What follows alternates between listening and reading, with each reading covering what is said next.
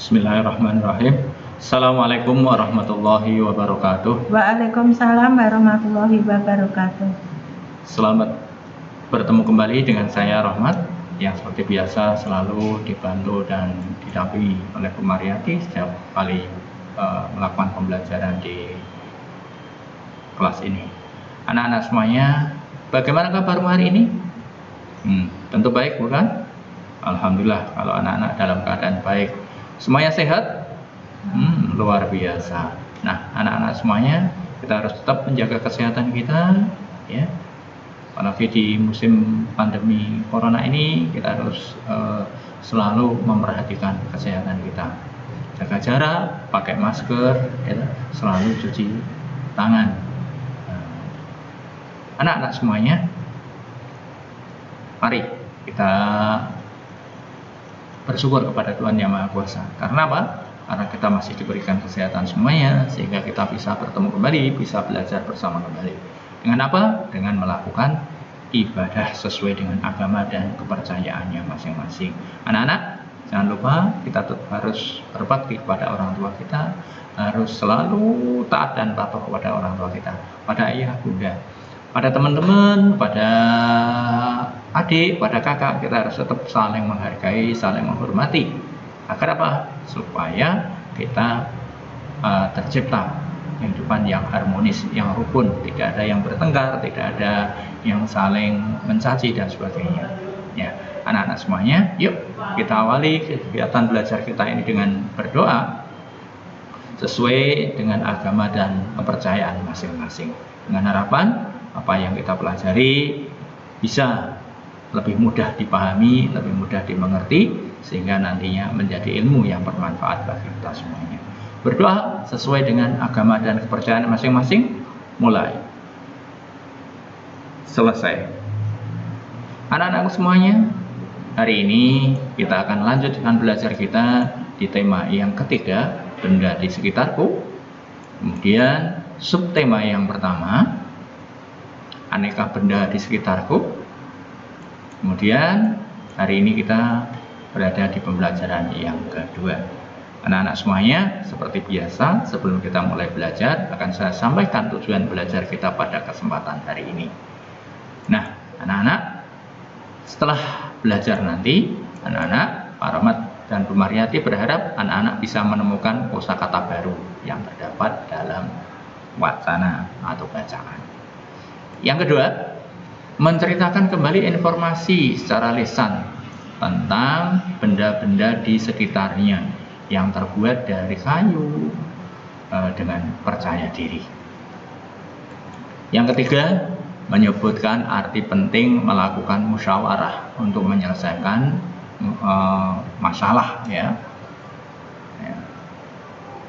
Yang keempat, menceritakan pengalamannya dalam melakukan musyawarah dengan tepat. Yang kelima, menyebutkan teknik dalam melempar dan menangkap bola dengan tepat. Nanti saya akan dibantu oleh dua guru olahraga kita, yang satu cantik, yang satu ganteng. Kemudian yang keenam, mempraktikkan langsung melempar dan menangkap bola dengan tepat. Nah, anak-anak semuanya, supaya tujuan belajar kita hari ini bisa tercapai dengan baik, maka perhatikan dan ikuti pembelajaran ini dengan sebaik-baiknya, dengan penuh semangat, karena dengan semangat kita pasti bisa.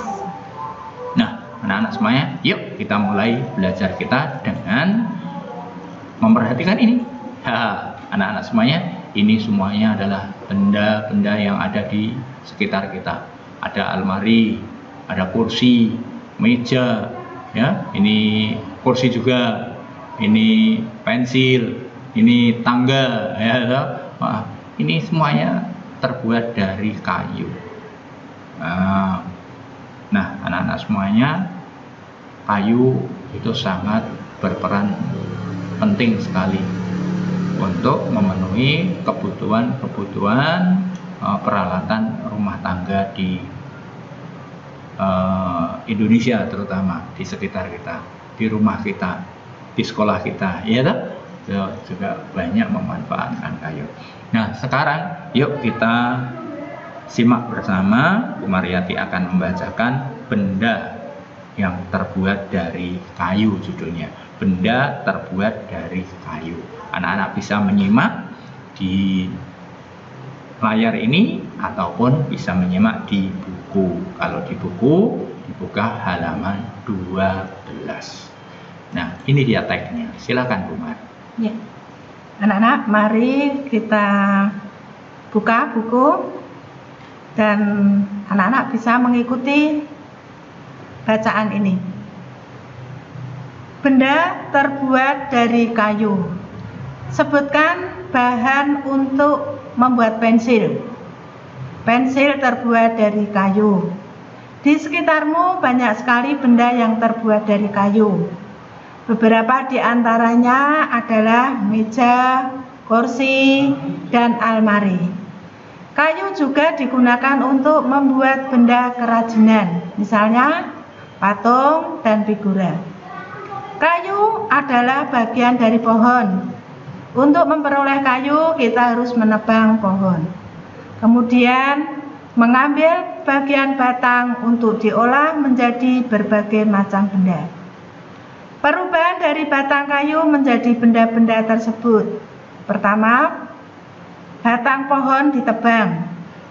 Batang pohon yang telah ditebang disebut kayu gelondongan atau log.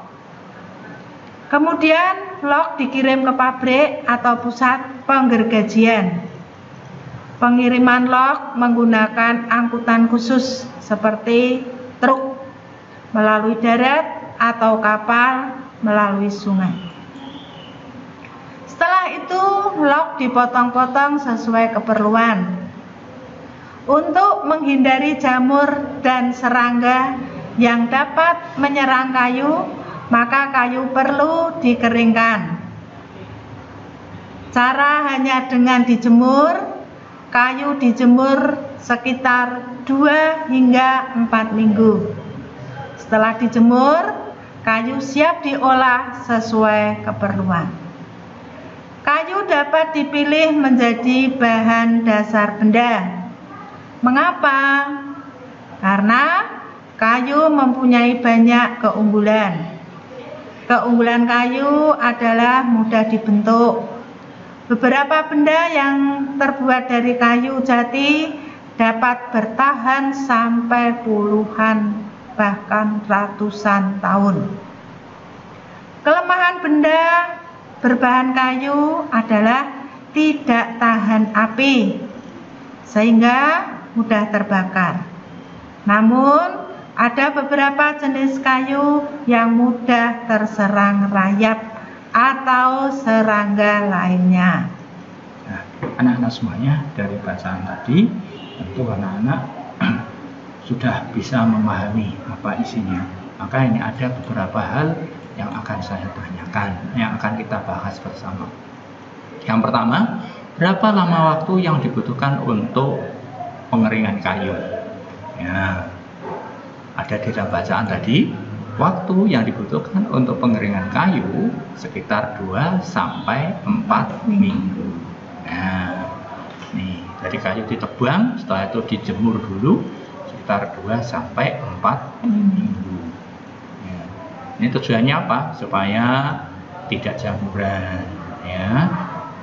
Supaya tidak jamuran, tidak diserang serangga yang biasanya merusak kayu. Yang kedua, apa keunggulan benda yang terbuat dari kayu?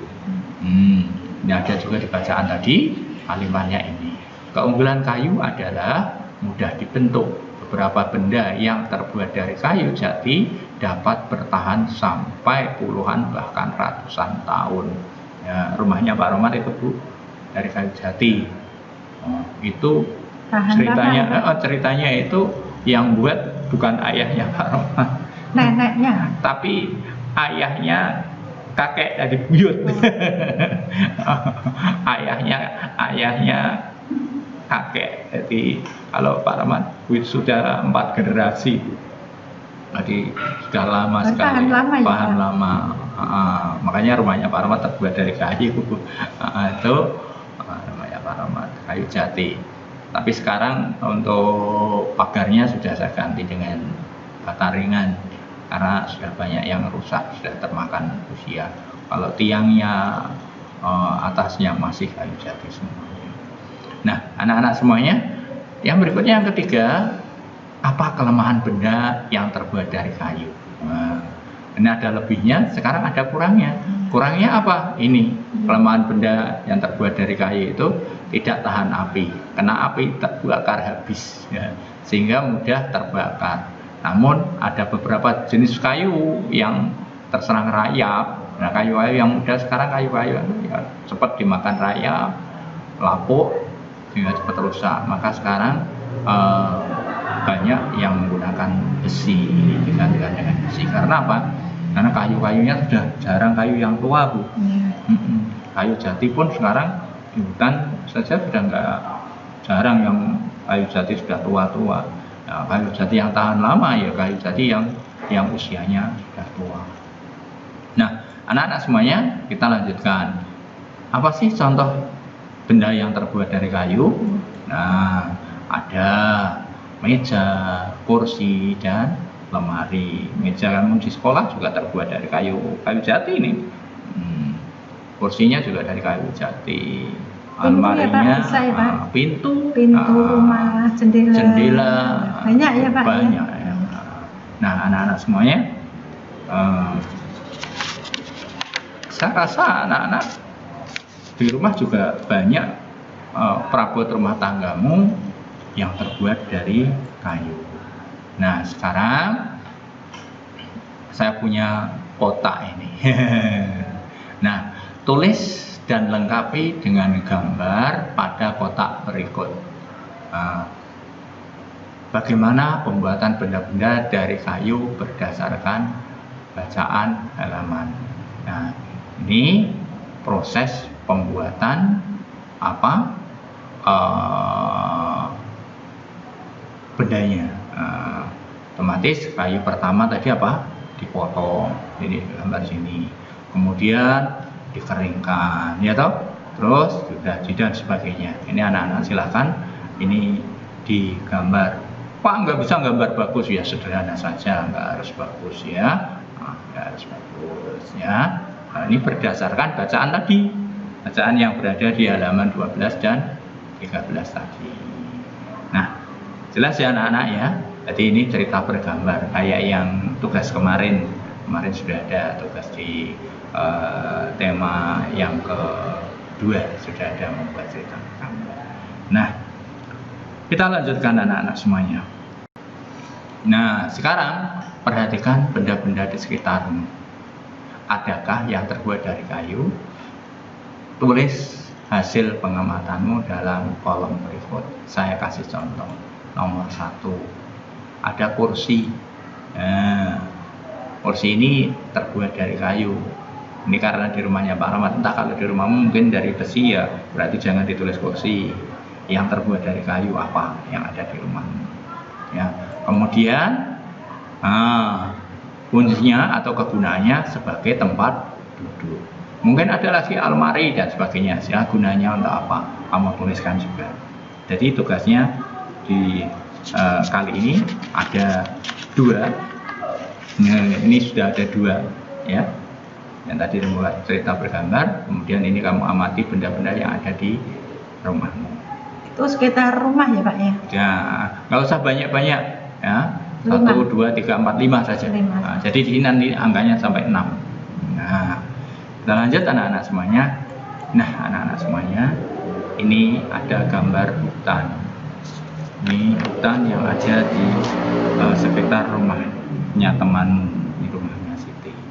Anak-anak semuanya, ini ternyata anak-anak fungsi hutan itu sangat penting sekali. Nah, apa gunanya hutan? Ini untuk menyerap air supaya tidak terjadi banjir. Pak, bagaimana prosesnya? Ketika hujan, anak-anak, kalau masih ada pepohonan, maka air hujan tidak langsung turun ke tanah. Dia akan ditangkap oleh pohon dulu, menempel di daun, ya, kemudian di dahan, di ranting, kemudian baru mengalir turun ke tanah, sehingga tidak langsung mengenai pada tanah. yang pada akhirnya tidak terjadi banjir. Karena apa? Turunnya pelan-pelan, yang di bawah sudah terlanjur pergi dulu. Ya, nah, kalau ini hutannya lebat kayak begini, pasti hujan pun kamu di bawahnya sini kadang-kala kan tidak kehujanan ya Bu ya, tidak akan kehujanan. Ini menahan air. Nah, kemudian anak-anak di samping itu juga menahan tergerusnya tanah terbawa oleh air atau yang kita sebut dengan erosi. Ya, pemikisan tanah. Nah, ini akan tertahan karena apa? Ya seperti tadi, airnya tidak langsung mengenai pada tanah tapi di pohon. Nah, anak, kalau hutan ini ditebangi kayak begini ini dipotongi seperti ini dengan sembarangan, maka terjadi penggundulan hutan. Pohon-pohonnya habis. Akibatnya akan terjadi banjir, akan terjadi tanah longsor. Yang lebih parah lagi, nanti air tanah akan habis, mata airnya akan mengering. Karena apa? Ini tidak diserap, tidak ditahan oleh pepohonan, sehingga air tanah menjadi ada sumber mata air yang selalu kita butuhkan dalam kehidupan sehari-hari. Nah, anak semuanya, sekarang mari kita diskusikan apa yang harus kita lakukan kalau melihat kondisi seperti ini. Ini penebangan liar. Boleh nggak Pak ditebang? Boleh, tapi harus dengan apa? Dengan aturan. Artinya menebang yang sudah tua-tua saja, tebang pilih istilahnya. Yang sudah tua kita tebang, tapi harus ditanami yang baru.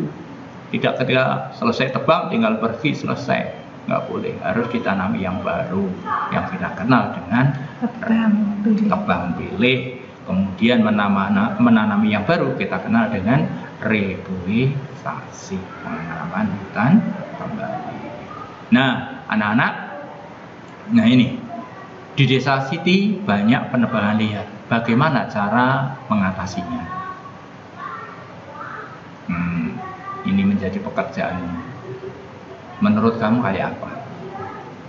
Kemudian yang kedua, apa yang terjadi jika penebangan liar tidak dihentikan? Tadi Pak Romo sudah menyampaikan sebenarnya. Yang ketiga, bagaimana cara mengembalikan hutan seperti semula? Tadi sudah disampaikan juga ya Bu ya, dengan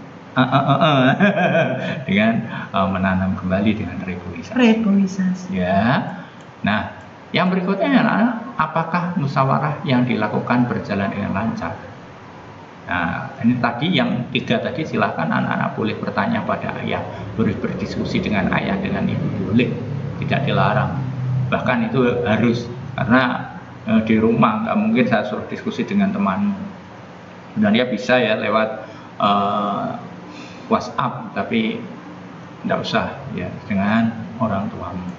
Kemudian apakah semua memberikan pendapat? Ya, ayah, ibu, apa memberikan pendapat? Kemudian yang ketiga, apakah kamu setuju dengan hasil keputusan bersama? Kemudian berikan alasannya. Kemudian yang terakhir, mengapa perlu musyawarah dalam mengambil keputusan? Kenapa kok perlu musyawarah?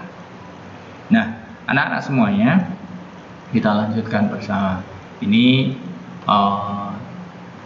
tidak usah dikirim, ya, tidak usah. Tapi untuk latihan di rumah saja. Ya. Tapi perlu dijawab ya Pak. Iya, perlu. Iya, harus kalau dijawab. Ulangan keluar bisa ya Pak ya. Harus dijawab. Ya. Tapi tidak usah dikirim, ya. Nah, anak-anak semuanya, kita lanjutkan. Nah, kayu anak-anak ternyata bisa dibuat sebagai alat bermain, alat olahraga. Ini namanya apa ya? Ini bulanya ini terbuat dari kayu. Olahraganya lupa Pak namanya ini. Ini cara bermainnya persis kayak punyanya golf. Jadi menggiring bola ini menuju ke gawang sini.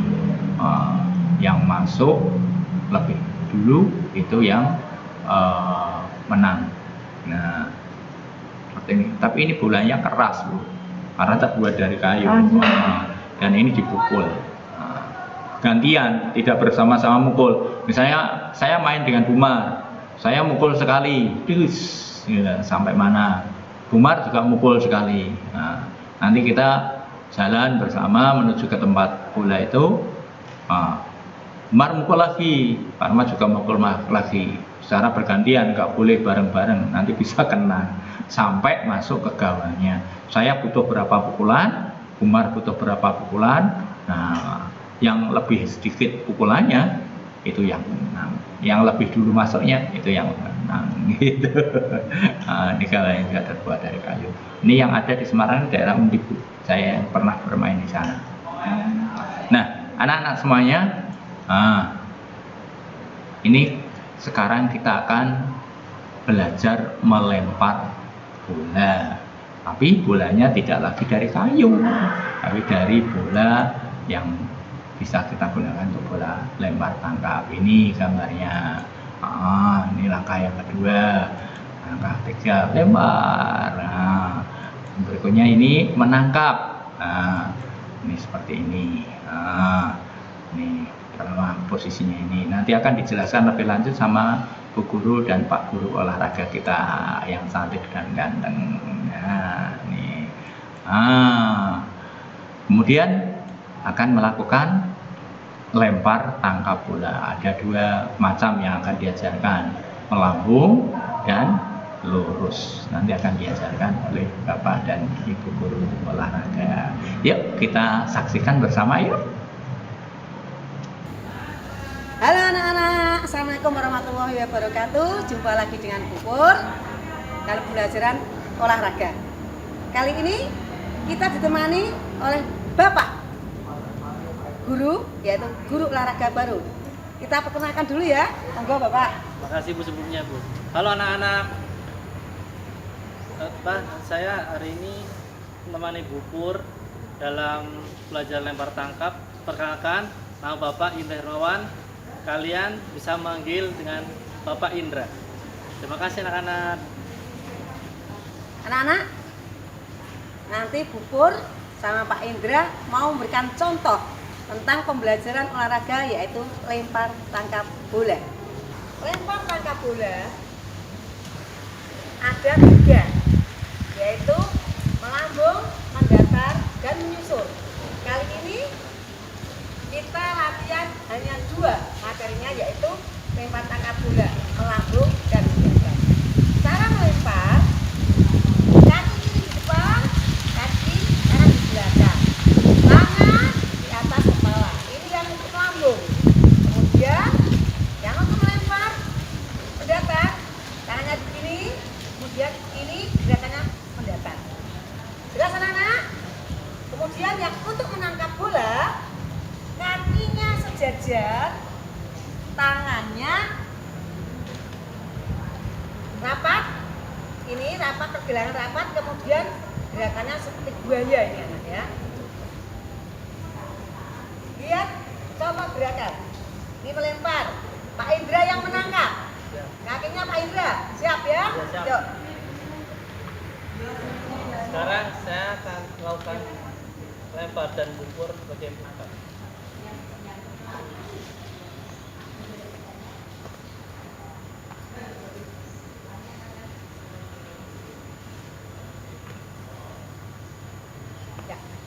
Jelas anak-anak ya? Anak-anak, tadi Bu Pur sudah melakukan lempar tangkap bola sama Pak Indra dengan lemparan melambung dan menangkap menang. Sekarang mendatar ya anak ya?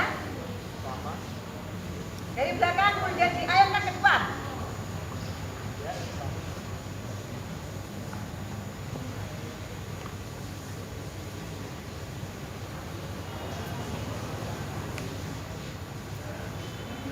Jelas anak-anak ya?